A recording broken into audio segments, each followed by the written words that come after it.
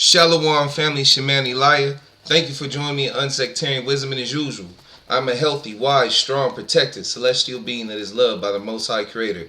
I got a quick video for y'all, family. Let's go ahead and jump in. Just in case you missed the first longer video I did, and I found something in it, but I want to show it to y'all. The two sacrifices.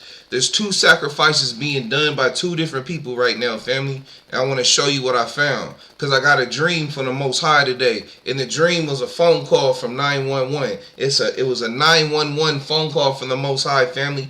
Because something's coming, something's about to go down. This video going to be short. I just want to show you something real quick. But let's go ahead and jump in real quick because I want it to be short. First, I went to the meaning of the number 911. I went looking for it, and I went to BibleStudy.com. I just want to show you what the page was. So we're going to skip. I scrolled down the page, and this is where we're going to start at. The prophet Ezekiel, while living in Babylon as a captive, is given a vision by God. The vision shows him some of the abominable sins being committed by those still in Jerusalem, which includes those who serve at the temple. Such perverse disobedience angers God to the extent that he decides to personally punish his people. Have you seen, O Son of Man? Is it a light thing to the house of Judah that they do the hateful things which they do here? For they have filled the land with violence and have turned to provoke me to anger still more.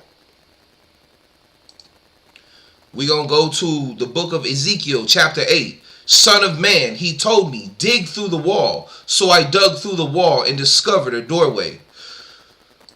I'm going to start from my Bible, family. Chapter 8, book of Ezekiel. Let's go ahead and hop in. Then on September 17th, during the 6th year of King Jehoiachin's captivity, while the leaders of Judah were in my home, the sovereign Lord took hold of me. I saw a figure that appeared to be a man. From the waist down, he looked like a burning flame. From the waist up, he looked like gleaming amber. He put out what seemed to be a hand and took me by the hair. Then the Spirit lifted me up into the sky and transported me in a vision of God to Jerusalem. I was taken to the north gate of the inner courtyard of the temple, where there is a large idol that has made the Lord very angry. Suddenly the glory of the God of Israel was there, just as I had seen it before in the valley. Then the Lord said to me, Son of man, look toward the north. So I looked, and there to the north, beside the entrance to the gate of the altar, stood the idol that had made the Lord so angry. Son of man, he said, do you see what they are doing? Do you see the great sins the people of Israel are doing to drive me from my temple? But come, and you will see even greater sins than these. Then he brought me to the door of the temple courtyard, where I could see an opening in the wall. He said to me, now son of man, digging into the wall. Now son of man, dig into the wall. So I dug into the wall and uncovered a door to a hidden room. Go in, he said, and see the unspeakable wickedness going on in there. So I went in and saw the walls engraved with all kinds of snakes, lizards, and hideous creatures. I also saw various idols worshipped by the people of Israel. 70 leaders of Israel were standing there with Josniah, son of Shaphan, in the middle. Each of them held an incense burner. So there was a thick cloud of incense above their heads. Then the Lord said to me, Son of man, have you seen what the leaders of Israel are doing with their idols in dark rooms? They are saying, the Lord doesn't see us. He has deserted our land. Then he added, come, and I will show you greater sins than these. He brought me to the north gate of the Lord's temple, and some women were sitting there, weeping for the god Tammuz. Have you seen this, he asked, but I will show you even greater sins than these. Then he brought me into the inner courtyard of the Lord's temple. At the entrance between the foyer and the bronze altar, about 25 men were standing with their backs to the Lord's temple. They were facing eastward, worshiping the sun. Have you seen this, son of man? He asked, is it nothing to the people of Judah that they commit these terrible sins, leading the whole nation into violence, thumbing their nose at me and rousing my fury against them? Therefore I will deal with them in fury. I will neither pity nor spare them, and though they scream for mercy, I will not listen. A massive altar already awaits, where the heifers are to be burned. According to some believers, the ceremony needs to be performed right here on the Mount of Olives, looking directly into where the temple once stood. secure, undisclosed location are these red heifers, to be precise. Some Jews and Christians believe they're the key to rebuilding the historic Jewish temple in Jerusalem and to beckoning the Messiah. To understand, you have to go back nearly 2,000 years when the ancient Romans destroyed the last temple in the city to rebuild it. These believers point to the Bible's book of Numbers. It commands the Israelites to sacrifice a red heifer without defect or blemish, and that has never been under a yoke. Only then can the temple rise again. Caring for them on an Israeli settlement in the West Bank is Yitzhak Mamo. So we have here, after a long research, we find in Texas. In Texas? Yeah, Texas, United States of America. Texas Red Angus, flying them 7,000 miles to Israel. This is not a publicity stunt. What do you mean? Meaning, this is something you take very seriously. Harry Potter is a good story. The Bible is not story. The Bible is a way of God to lead us.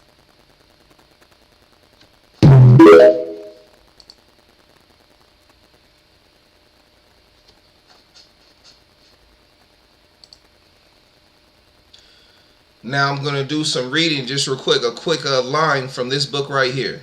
777 and other Kabbalistic writings of Aleister Crowley. Oz, the goat, seal of the Sabbath of the Adepts, the Baphomet of the Templars, the idol set up to defy and overthrow the false god, though it is understood that he himself is false, not an end, but a means. Note, the 77 equals 7 times 11, magical power and perfection.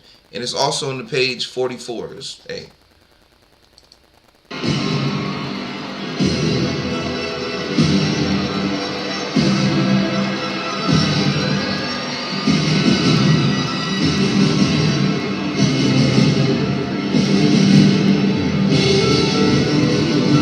Notice, family, what we're seeing right here.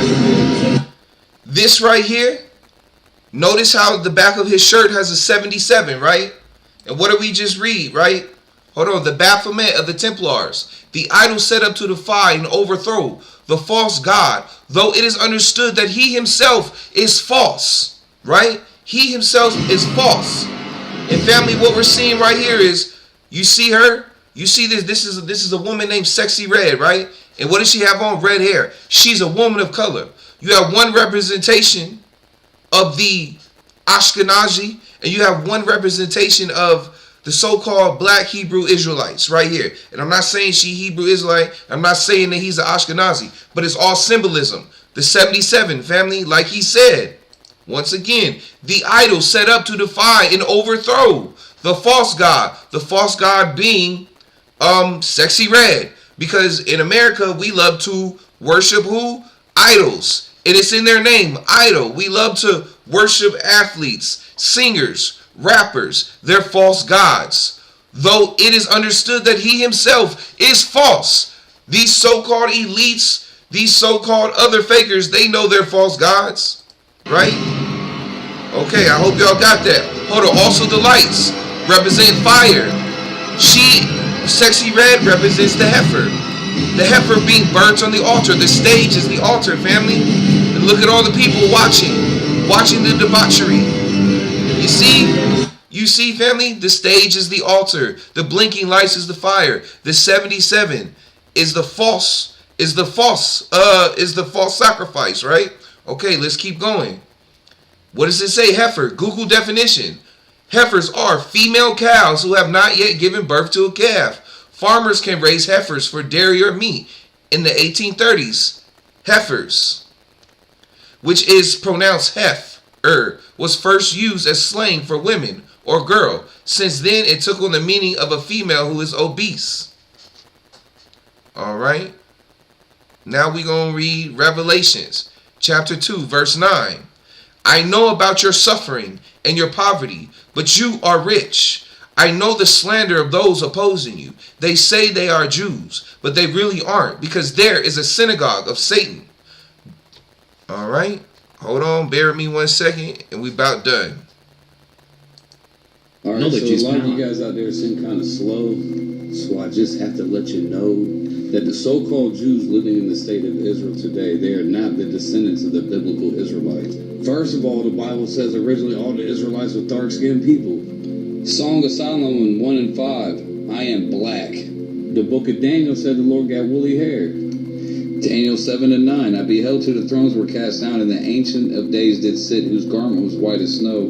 The hair of his head was like the pure wool. And as we all know, Revelation, the first chapter, says Yahweh Shai, the Son of God, has woolly hair. Revelation 1 and 14, his head and his hairs were white like wool.